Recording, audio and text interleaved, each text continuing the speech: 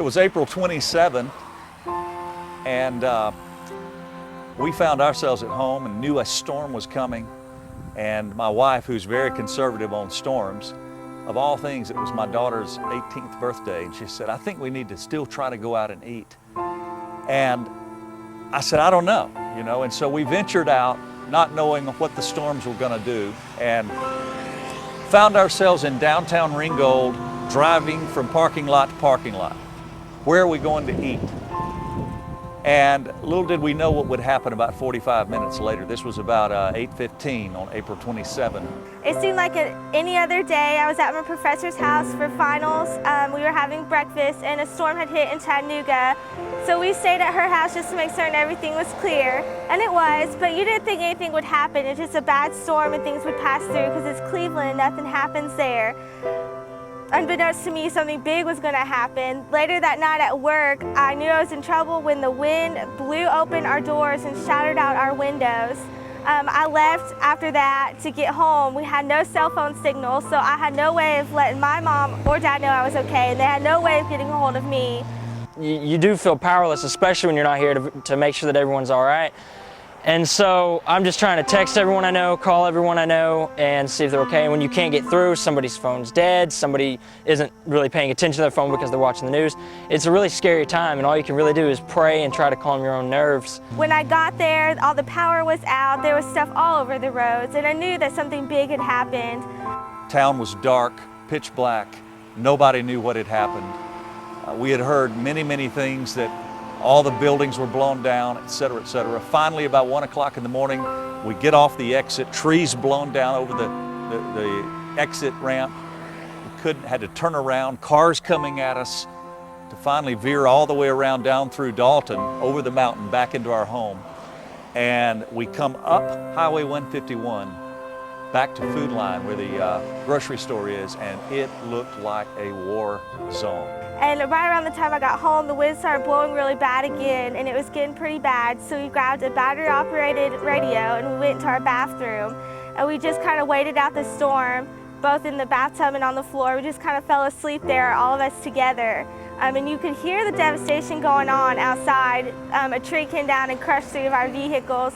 You could hear the wind, and you could hear the shutters. It was pretty awful. But there was nothing you can do other than rely on God to keep you safe and your neighbors around you safe. For me, it just didn't see anything. So when I got up the next day to go to work and almost not being able to get out and seeing some of the damage that was not far away from me, 2-3 miles down the road, it was like, wow.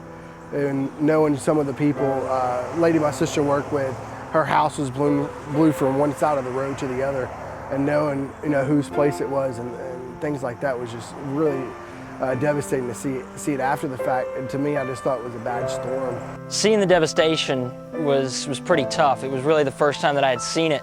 I'd only been in town for about a week and a half, and I had driven through downtown Ringgold and seen the fast food restaurants, but that really didn't compare to seeing people suffering because their houses had been just destroyed. When I got out there, I saw people working on their own homes because it was cheaper than hiring somebody, but knowing that they were losing time from work and they were having to put the physical strain on themselves along with the emotional and mental strain of having to deal with it, it was pretty tough to see. And so being able to bring any sort of relief to them at all, whether even if it was just a bag or two of supplies, I think really helped them on a level that just psychologically just kind of made them think that they weren't alone. And that morning, whenever we resurfaced and saw the damage it done, it was pretty heartbreaking, and you wanted to find a way to give back or to help people. And this is the best opportunity that we've had to be able to help people. Well, Ringgold, Georgia suffered greatly on April 27. F4 tornado comes through, unlike anything this area has ever seen. Over 80 people killed in this region, and so many sad stories of people being flung into trees and people on Cherokee Valley Road that were thrown into their neighbors' yards and lost their lives. Families being buried together.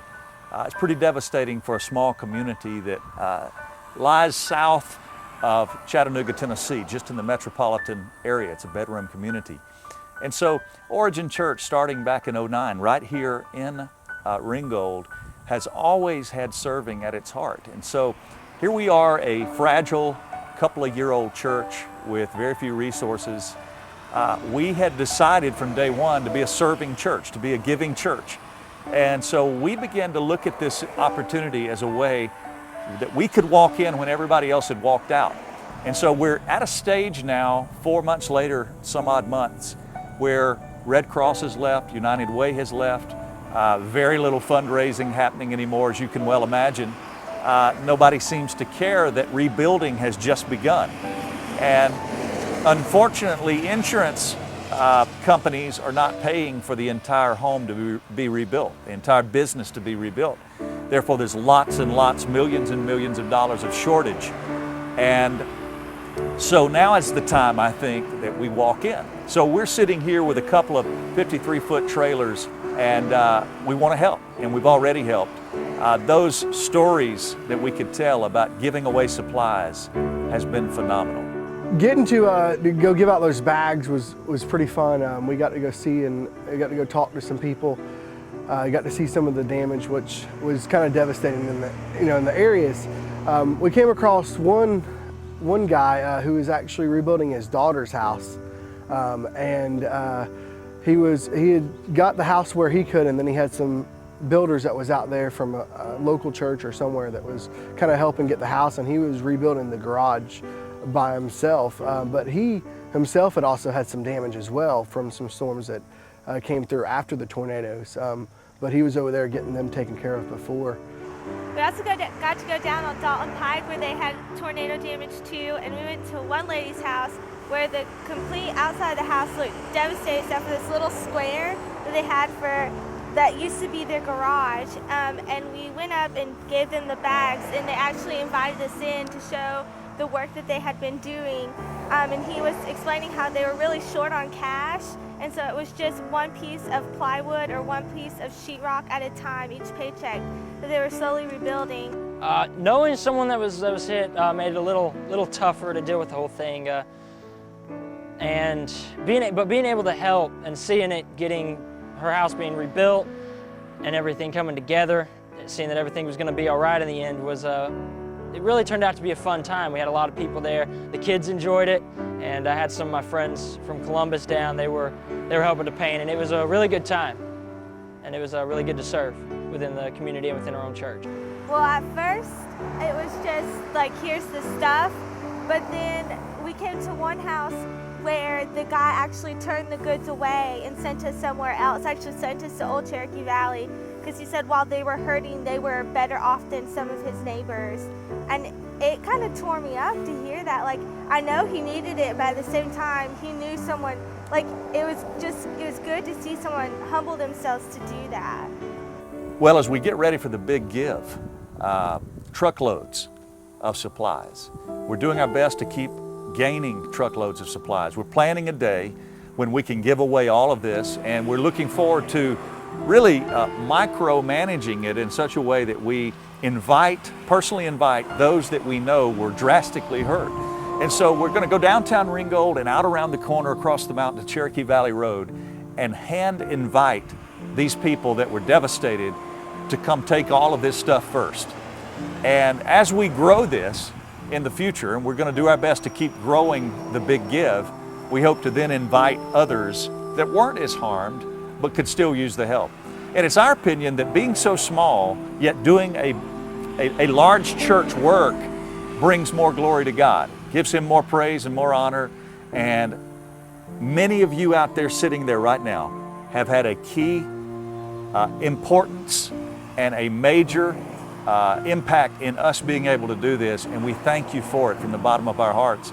And as we do it, you're a part of this, just like missions work in foreign lands. You can't be here, but we'll do it.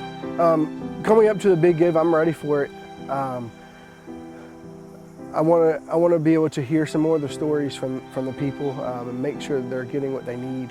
Be a part of a church that's actually doing this is great. One can make such a big difference. I mean, we are a smaller church on a large scale around the mega churches we have around us, but to be able to do this is pretty phenomenal. And if you're just able to help one family in need, it's going to be worth more than anything. Money were no issue. What I'd really like to see is the entire community come together, just coming together and helping people rebuild their homes, rebuild their cars, and rebuilding their lives. As we've really gotten in gear helping, we just spent days on the computer and days on the phone, and lots of our people were first responders. Tarps on the roofs, food, helping the Red Cross serve. A couple of our ladies were caterers. They helped coordinate lots and lots of meals. We went door to door handing out meals. We've spent most Fridays calling it Love on a Friday, gathering supplies like this, putting them in Walmart bags, and just going door to door saying, hey, Love on a Friday. No strings attached. Our cards were in there if they needed any contact with the local church. And we watched reactions. You know, I can remember families saying, who are you? Where are you from? What church? They wanted to find out about the God and the church that we all serve. And that's what this is all about. It's one church, the kingdom of God. Whether you're in New York City or Buffalo, New York, or Atlanta or Texas or California, you've been a part of helping us help people. We're all in this thing together. It's one kingdom, one church. We're all going to heaven together. And it is gratifying to me to be able to lead this effort of multiple churches that we've been able to say, hey, bring your disaster relief team. You know, if money were no issue to me, the big, hairy, audacious goal would be that we raise another $100,000. That seems practical, but it is a big goal, especially 4 months later after a tornado has come through. We could do a lot of things with that, and it would keep us on the front lines, walking in when everybody else has walked out. And it can be done. And we would be able to do three things, in my opinion. One is that we keep doing the big gives. Second thing I'd like to do is help a church downtown, Mount Perea Baptist Church, probably one of the oldest churches in Ringgold, African-American church. Most of their people were torn to pieces. And in talking with their interim pastor, they don't have a shepherd right now. Their insurance didn't cover everything to be rebuilt. It would be really, really neat to write them a large check or purchase them something or use our leverage and relationships to bring them one of the best sound people in the world to install that.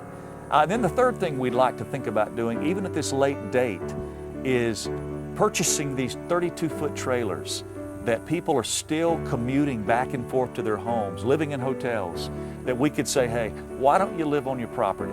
Keep this, live on it until you feel you are comfortable enough and your home is ready and you walk back in and you say life begins again.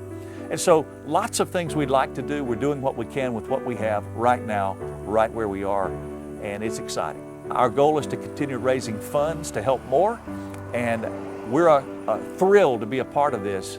And thank you for being a part of it with us.